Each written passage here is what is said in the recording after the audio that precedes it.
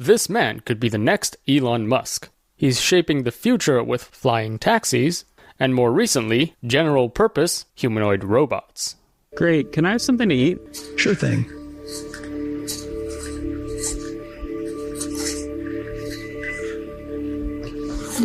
Great. Can you explain why you did what you just did while you pick up this trash? On it. So I gave you the apple because it's the only edible item I could provide you with from the table. And the journey wasn't easy. There were several times when he was on the literal verge of bankruptcy, and he was just surviving off of credit card debt. I basically almost went personally bankrupt last year, a figure. I think it's even worse. Like I had a second mortgage on my house to go through it. So I basically put all my savings into the company, took no salary for 3 or 4 years. In 2015, things got so bad that I had to borrow, I think it was $50,000 to pay for rent and survive. I had like credit card debt. I was probably in the red, like negative $100,000. But like Elon, this is the type of guy who goes all in, and he has an intense drive and vision for the future. I want you to walk into the world in the next like 24 months and see robots at places doing useful work, like humanoid robots doing useful work all day, every day. And when you see that'll be a point where it'll be pretty magical. This man is Brett Adcock, founder and CEO of Figure AI, and this is his story. Let's rewind back in time to 1986. Brett was born and raised on a corn and soybean farm in a tiny town of central Illinois. Brett says that growing up on a farm showed me year after year it was possible to create something of value for the world from nothing. He went to high school at Central A&M, where he graduated as valedictorian. Usually the valedictorian is the student who has the highest marks or the best school performance in their class. And that's the person who gives a speech at the graduation ceremony. So at a very young age, we can see that Brett is probably a very high performer or he has good leadership skills. Brett had been building web companies since the age of 16. We'll go back to some of these web companies he has built in a second. After graduating from high school, Brett went to the University of Florida, where he majored in engineering. But he also studied finance. Brett actually graduated with a Bachelor of Science in Business Administration in 2008.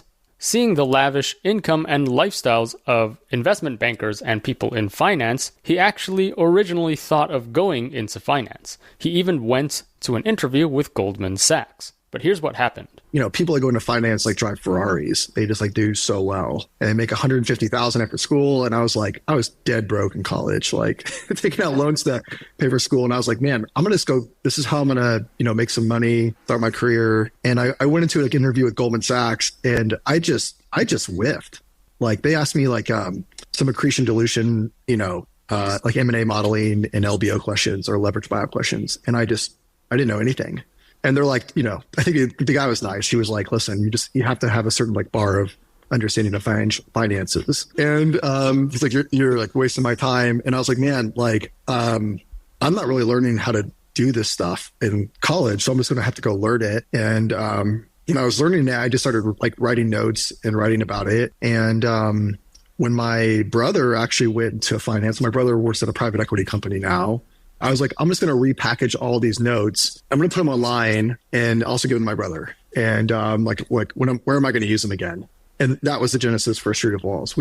I think I've gotten like 30 million views of that site, which has been great. Like a lot of folks have been like, this has been my primary reason I've gotten a job. And, but as you can see, I haven't spent a nickel on it in over a decade.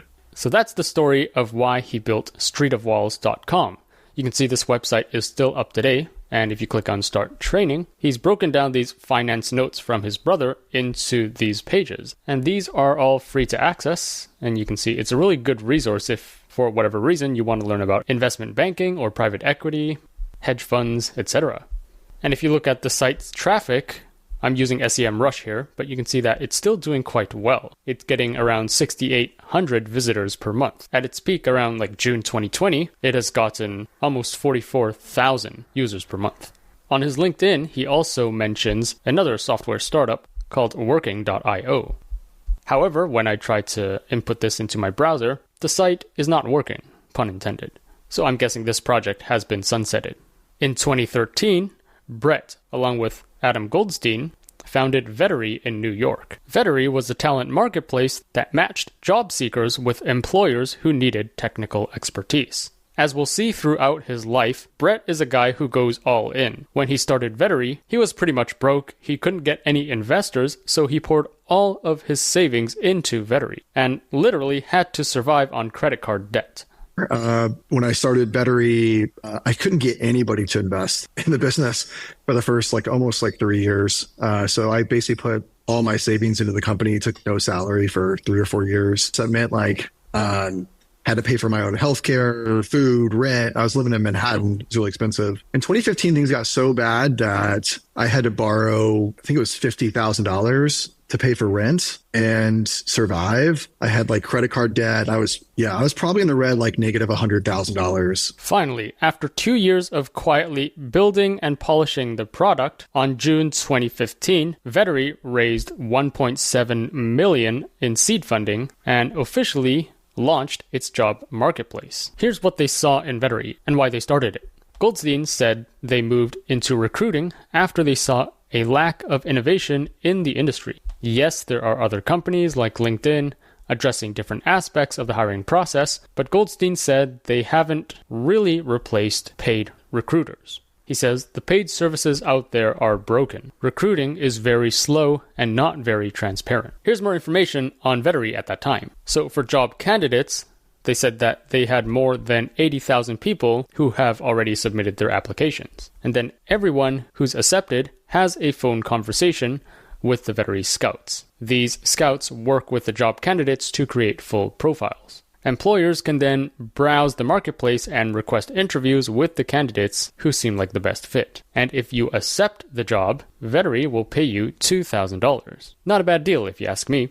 So more on the purpose of Vettery. Goldstein emphasized the importance of the marketplace approach. It's a way to give the power back to employers. Rather than having much of the process hidden by a recruiting firm, the marketplace allows employers to see the full pool of candidates for themselves. And they can tell pretty quickly whether their outreach methods are effective. 1 year later, Vettery raises $9 million in a Series A funding led by Rain Ventures and Graycroft Partners. It also expanded its marketplace to San Francisco. Brett and Adam would later go on to raise a total of $11.9 million over the next 3 rounds. They've expanded from what seems to be a small 6-person team to a much larger team. Now, fast forward 2 years, in 2018, Vettery was bought by the Switzerland-based staffing firm called Adcock Group for $110 million.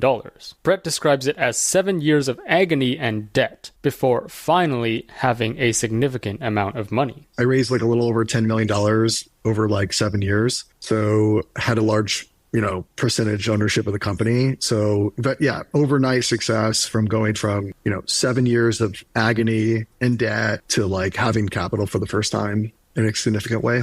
With this exit, Brett and Adam moved from New York to Palo Alto, setting their sights on Silicon Valley. Brett says, I thought, okay, now that I have a personal balance sheet to go over some harder problems, rather than just throwing ideas around like I did in my 20s, I wanted to be very thoughtful about what I worked on next. What industry do I want to work in? What's the problem set? How much capital does it need? What does the team look like? What does success look like? You can see Brett's story is very similar to Elon Musk, who always dreamed of building electric cars and colonizing Mars, but he knew he couldn't do that right away. He didn't have enough money. And that's why he first built Zip2 and then X.com, which is now PayPal, before building rocket ships and electric cars. It was only after his exit from PayPal did he have enough money to pursue his real passion. There's a quote that says, "First get your nut, and then go on your noble mission." So we've seen the same kind of journey with Elon, and now we're seeing this with Brett, where he first creates this recruiting marketplace to get some capital, and now, after he has millions of dollars in his bank account, he's thinking of what does he really want to do with his life? What industry does he really want to work in, and what does success look like? So after some thinking, in that same year,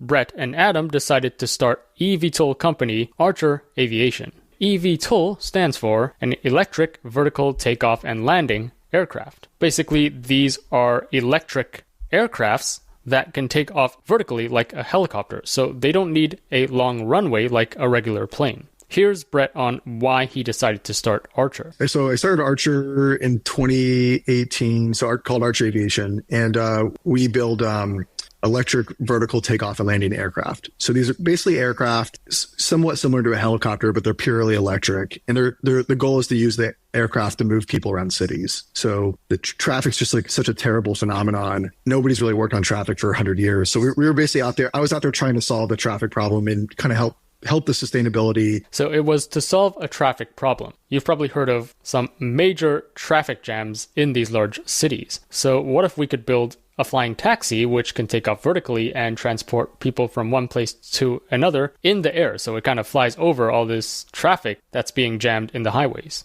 Oh, and by the way, what did he know about aircrafts? What do you know about building an airplane? You know what I mean? What did you know anything about that? No, I did not. I knew nothing. I was just like, I really wanted to do it. Brett knew nothing about how to build an airplane. He just really wanted to do it. We see the same mentality from Elon Musk. After exiting from PayPal, he had no idea how to build electric cars or how to build a spaceship to Mars. But that doesn't stop him from doing it. He had zero knowledge of the subject, but he just really wanted to do it. And so he immersed himself with resources, with people, and learned from first principles how to build a freaking rocket ship. We see the same thing with Brett. So the first thing I did is I basically built a spreadsheet and I called everybody I could think of in the world. So I think I made I think that spreadsheet is about 300 people I connected with, whether they're at NASA or professors or working in industry at rotorcraft or airplanes or turbofan development, whatever it would look like. And I just immersed myself in, I wanted to know every technical book that was on the market. I wanted to understand how to build an electric aircraft, like what are the components and what are the physics governed by in the space. And I probably spent almost 6 months in a room just making phone calls, like cold calling everybody in the world. It's crazy, man. Like people will pick up the phone for you. Like it's just like you just got to pick up the phone and call, and people will talk to you. People want to help. So that's how he basically learned how to build an aircraft. He just made a spreadsheet of everyone in the world who would be relevant, and then just cold called them, reached out to them, and asked if they could teach him about aviation. And it's actually surprising how many people are willing to help. If you just reach out, if you just ask, you'll be surprised how responsive people actually are. So when Brett started Archer, he knew nothing about how to build what he wanted to build. Same with Elon when he started SpaceX and Tesla. I would say the key characteristic that both of these men share is resourcefulness. They were able to find the right people and the right resources and leverage them to work towards their goal. Elon didn't even start Tesla from scratch. He bought an existing company called Tesla Motors. And in the same way, Brett also didn't actually start Archer Aviation from scratch. He didn't start his own aircraft factory. Here's what he did. I went to an event in 2018. I think it was 2018. It's like early 2018 at this point. It was at this Hyatt, like basically Hyatt Hotel in Atlanta, was hosting this like electric aircraft design course. So it was a lot of aerodynamics folks and folks in the industry that really wanted to understand the physics around electric aircraft. I went down there and I basically sat for 2 days being lectured on how to build an electric aircraft from scratch, how to think about the propulsion, aerodynamics, batteries, and it was just like all my heroes today in electric aviation. And one of the guys there was in his PhD at the University of Florida and said, like, me too, I'm doing my PhD in electric aviation and I want to build an eVTOL aircraft. And I go to the University of Florida and I said, wow, I went to undergrad at University of Florida as well. He's like, you need to come by ASAP and see our lab where I'm trying to build electric aircraft and, smaller scale, and we could help you. So I did this course. I got on a plane. I went down to Gainesville and I met the head of the group there. And he's basically the head of all mechanical and aerospace engineering at the University of Florida. And he had this like basically 12-person lab building these like obby grade like electric aircraft drones. And I said, I want to take this lab over and I want to just build electric aircraft. This lab happened to be off of Archer Road. So I called the business Archer Aviation. So that was how Archer Aviation started. Brett met someone at an aircraft design event. Turns out that person was doing a PhD in electric aviation at the University of Florida, where Brett did his undergrad. So he visited the lab, found out they shared very similar interests, and he basically bought it and took it over. It's very similar to how Elon bought Tesla Motors to start Tesla. Now, after selling Vettery, both Brett and Adam, they've got millions of dollars in the bank, and now a normal, sane person would probably take some chips off the table to prepare for a rainy day, and, just to be financially independent, to support their family for the coming years. But Brett is not that type of guy. He goes all in. So he invests pretty much all of his money into Archer. Oh, like all of it. Yeah, all of it. Well, I was living off the cash. So I had just from Vettery, just like paying my bills. I took no salary at Archer for 2 years. I don't know, something like that, like 0, like Cobra insurance type thing. And, I went from like having nothing to like having tens of millions of dollars after tax. So it was a lot of money. I didn't need almost any of it. So I wanted to work on this new thing. And again, very similar to Elon. He invested everything from his PayPal exit into SpaceX and Tesla. He goes all in on the next project. How Brett built the team at Archer Aviation was also genius. So Brett says that Airbus had told their Vahana team they were moving everything across to France. Vahana was also an electric VTOL project that Airbus was working on at that time. So Brett just came in and basically poached the whole team from them. And then he said the folks at Kitty Hawk, which was also another electric vehicle project, they were upset because of the Boeing acquisition. Nobody there made any money. And Boeing was doing cost cutting and removing snacks from the kitchen. Oh my goodness, how can you remove snacks from the kitchen? So nobody really wanted to work there anymore. And they were all right there in the Bay Area. So I came in there and snatched the whole team too. So how genius is that? The top biggest aircraft companies out there are Airbus and Boeing, and each of them had their own electric vehicle projects. But Brett sensed some changes in these projects, or one might say some distress. So Airbus was planning to move the Vahana team, so he just went in and hired everyone from the team. Same thing with folks at the Kitty Hawk project. They were quite upset at Boeing. So Brett came in and poached the whole team from Boeing as well. And so he concluded we instantly had a great team. What I think is the most important or useful characteristic that Brett has is resourcefulness. He might not know how to build an aircraft himself, but he just needs to hire top talent. The key to starting a great company is to hire top talent. We saw this with Elon Musk as well, as he hired top engineers from NASA to work on SpaceX instead. Elon also helped OpenAI poach Ilya Sutskever, one of the top AI scientists in the world, from Google DeepMind. So he convinced Ilya to leave Google DeepMind and join OpenAI as chief scientist. And then the rest is history. For Brett, we also see this same pattern of poaching top talent from competitors later when he starts Figure AI. But anyways, back to Archer Aviation first. So they've started Archer in 2018. They've been building quietly and just refining the product for 3 years until 2021, when they finally unveiled Maker, their first demonstrator aircraft. This was unveiled on June 10th, 2021. Maker is a 2-passenger, fully electric vertical takeoff and landing aircraft with 12 electric propellers powered by 6 independent battery packs. It completed its first flight in December of 2021. They also later achieved efficient wing-supported cruise mode. A few months later, in September of 2021, Archer went public on the New York Stock Exchange at a valuation of around $2.7 billion. Brett says that, quote-unquote, it just went crazy. In April of 2022, Brett was ready to move on and left Archer, while co-founder Adam Goldstein remains CEO of Archer Aviation. Adam, later that year, unveiled its production vehicle called Midnight. This is a 4-passenger air taxi, which the company said will be in service by 2025. It's designed to carry passengers on short trips of around 20 miles between airports and downtown city centers. And to this day, Archer Aviation remains a key player, in fact, one of the top companies in this electric aircraft space. Right now, Archer is the 5th ranked eVTOL company in the world. So as you can see from this list, there are tons of companies in this space, but Archer was able to achieve 5th position so far, behind Volocopter and Joby Aviation. This ranking is provided by the AAM Reality Index, and it's sorted by this ARI metric. Really quickly, the ARI is a rating tool that helps assess the industry entrant's progress toward the delivery of a certified product at mass scale production.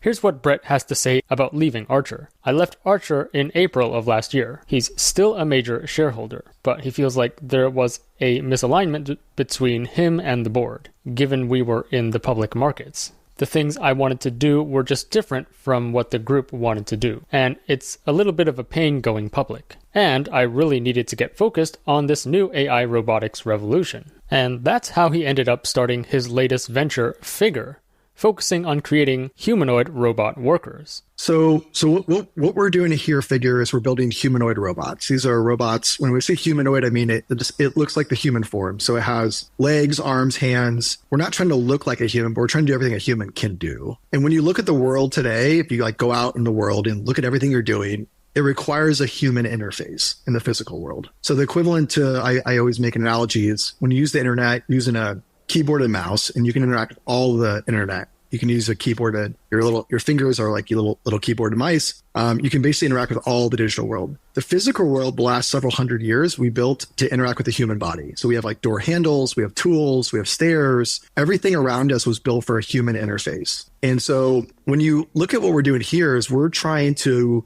build an automation solution to do physical labor. How do we get into the world and do human-like tasks? And as we've seen before, Brett goes all in on Figure. He basically pours all his money, all his savings, to fund this new venture, to the point where he becomes almost bankrupt. I basically almost went personally bankrupt last year with Figure. Within 6 months, we were at a 7-figure a month burn at Figure. And I was just like, it was like sell stock, transfer to bank account, transfer it into the company, pay payroll. It was like, how fast can we get that done? And it was like a full system of like trying to get the like not hitting the limits every day on stock selling, getting the cash into the bank account and putting money into Figure. So this is crazy. This is another example of Brett going all in. Basically what he's saying here is as soon as he's able to sell some of his Archer Aviation stock, he sells it in order to pay payroll, in order to pay employees at Figure AI. Because at the start, it was basically only him funding everything. And he does this to the point where he almost goes bankrupt. Here's what his wife had to say about this. Yeah, I think it's even worse. Like I had a second mortgage on my house to go through it. Also in the category of like, you know, people thinking I'm a maniac. My wife's she's been with me for 15 years now through all of this. Like we lived in, you know, $1,000 a month apartment in New York. We had to downsize to get through the Vettery stuff, to now Archer and Figure. She's great. Like she's a warrior. She like believes in me and she has total faith in what we're doing. And I don't take these things lightly. Like these are like planned exercises I need to go through. And I've been through many near death experiences. I mean, Archer, like what I went through at Figure was probably like a tip of the iceberg to what I went through at Archer. So here's where he's a bit different from Elon Musk. Elon's family and relationship life, let's just say it's not great. But it seems like for Brett, he has quite a stable relationship with his wife and with his kids. On his Twitter, he often tweets about putting his kids to bed before going back to work again. So one might say he's got a pretty good work-life balance. So anyways, upon starting Figure, Brett took a very similar approach to the way he started Archer. He quickly assembled a 60-person team from established competitors, such as Boston Dynamics, Tesla, Google DeepMind, and Apple's secret self-driving car program. Boston Dynamics has been one of the longest players in the robotics race. They've been around for a while, so one could say they're one of the most established robotics companies out there. But some of these newer startups like Figure and the Tesla Optimus bot are quickly catching up. Some might even say they've already outpaced Boston Dynamics to a certain extent. And then we have Apple's self-driving car program, which has been secretly trying to build a self-driving vehicle and compete with Tesla. Now, this is a secret project that they have since canceled recently, but for this project, they've hired a bunch of top talent, especially AI scientists, because you need to program an AI to make the car self-driving. So it seems like Brett has poached some of their AI scientists to join Figure as well. So again, we're seeing the same thing that he did at Archer. Brett doesn't need to be an expert in robotics. He doesn't even need to know anything about robotics. He just needs to hire top talent from all these other competitors to work for him. And here's Brett's vision for Figure. I want you to walk into the world in the next 24 months and see robots at places doing useful work, like humanoid robots doing useful work all day, every day. And when you see that'll be a point where it'll be pretty magical. And with that, Figure was formed. So the team worked quietly on this humanoid robot project. And in late 2022, they announced the prototype, Figure 01, a bipedal robot designed for manual labor, initially targeting the manufacturing and logistics sectors. This robot is 5'6" and can carry a 20-kilogram payload. It weighs 60 kilograms and has a 5-hour runtime. It can move at 1.2 meters per second. In May of 2023, the company raised $70 million from investors led by Parkway Venture Capital. In late 2023, they released a video of Figure 01 balancing and walking dynamically, as you see here. It's able to turn around, walk in different directions, and balance appropriately. A few months later, they released this video showing the Figure 01 making a cup of coffee with this Keurig machine. Here, they show that the Figure robot is able to correct for mistakes. Now, a robot that's just programmed to do a certain action wouldn't be able to detect, for example, that the capsule was not placed properly and that it needs to learn to correct for that. Now, this video did get some criticism from viewers. People say that they literally picked the easiest coffee machine to make coffee. You literally just put in the capsule and then press a button. So there's no advanced dexterous actions that are needed to use this machine. Here's what Brett has to say about this demo. We did the coffee demo, and that was just it was a Keurig machine. It's not the most difficult thing to do in coffee land. But what that really showed us is that coffee demo for us was was much more difficult probably to pull off than a lot of the work that we're seeing inside of manufacturing and warehousing logistics. Areas that you're moving bins and boxes and sheet metal and stuff. Those are rigid bodies. We have meshes of those objects. We can do training on it. They're very restricted. In some way, the analogy I always say is this is like highway driving autonomous vehicles. This is very lower variability environments, very structured and indoors. So if we can, arguably if we can make coffee or do more complicated dexterous manipulation, doing these more structured tasks for us, it feels comes before making coffee and shipping robots into a home. So what he's saying there is the actions that are required for these logistics and manufacturing sectors, which is what the Figure 1 robot is initially planned for, those actions are relatively easy compared to making a coffee. So if they can get a robot to master the action of making a coffee, then it actually signifies that all these other actions that are required for logistics and warehouses and manufacturing, those actions could be easily done by the robot as well. In January of 2024, Figure announced that it has an agreement with BMW to put its robots to work at their car plant in South Carolina. BMW will be their only client for now. As of this point, right now, at least for 2024, Figure is not taking on any more clients. We've turned down a few dozen in the last few weeks here, going into the BMW kickoff we had and commercial announcement. In February of 2024, Figure secured $675 million in venture capital funding from companies such as Microsoft, NVIDIA, Intel, Amazon, and OpenAI. In particular, this partnership with OpenAI is crucial to the success and growth of Figure because it allows these robots to use OpenAI's models. We'll talk more about this in a second. Most recently, this was around 2 weeks ago, Figure released this video, which got a lot of attention. Hey, Figure 1, what do you see right now? I see a red apple on a plate in the center of the table, a drying rack with cups and a plate, and you standing nearby with your hand on the table. Great. Can I have something to eat? Sure thing.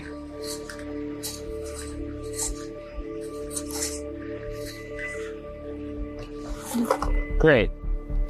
Can you explain why you did what you just did while you pick up this trash? On it. So I gave you the apple because it's the only edible item I could provide you with from the table.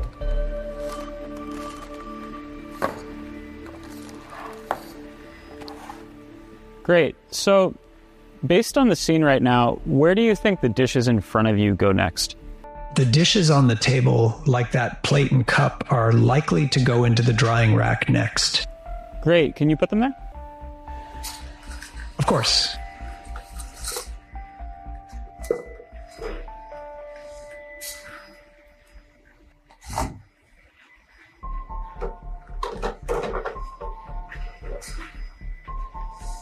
All right, so how do you think you did? I think I did pretty well. The apple found its new owner, the trash is gone, and the tableware is right where it belongs. Here they show that this figure robot shows signs of understanding, logic, and reasoning. Plus, it was able to perform a variety of tasks, showing early signs of a general-purpose robot. Some might even say this is an early sign of AGI. Now, a moment ago, I said OpenAI's collaboration with Figure is key to its success. That's because OpenAI supplies its AI models to Figure. Here's a breakdown of how the robot was actually able to understand the speaker and perform actions. So this is a tweet by Corey Lynch, who is the guy in the video. He says that we feed images from the robot's cameras and transcribed text from speech captured by onboard microphones to a large multimodal model trained by OpenAI. So the robot has two senses. One is the cameras of the robot, which are basically its eyes. So these cameras are taking in video, or basically a constant stream of images, which are then fed to OpenAI's model. The robot also has ears. These are the onboard microphones. And these ears take the speech from the human and transcribes it to text, which are also fed to OpenAI's model. Again, this is basically the brain of the robot. And then after analyzing these images and the text, the robot is able to understand and reason and output a response. This is just a very high-level explanation. If you want a slightly deeper explanation, check out this video that I did 2 weeks ago when they first released this video. So that's where Figure is at right now. They're at a $2.6 billion valuation. And this is just the start of a new era of robots. It's super competitive, and there are companies like Boston Dynamics and 1X Technologies, and of course, Tesla with their Optimus bot. All of them are showing rapid signs of improvements and posting breakthrough after breakthrough. It's only a matter of time before we really do have these general-purpose AGI humanoid robots wandering around the world and automating a lot of human tasks.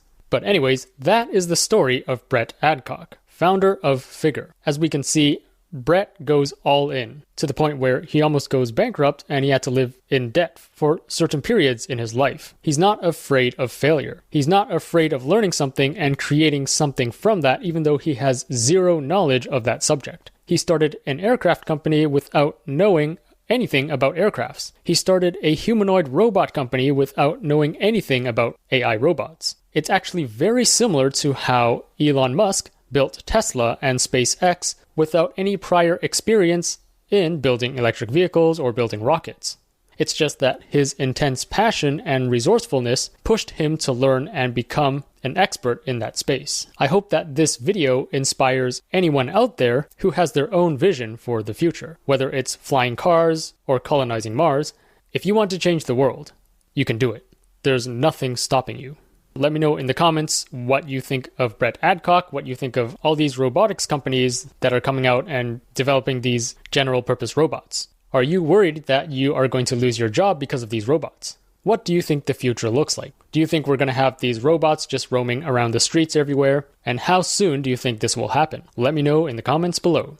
And if you enjoyed this video, be sure to like, share, subscribe, and stay tuned for more content. Also, check out our site where you can find all the AI tools out there, plus look for jobs in AI, machine learning, data science, and more. Check that out at ai-search.io. Thanks for watching, and I'll see you in the next one.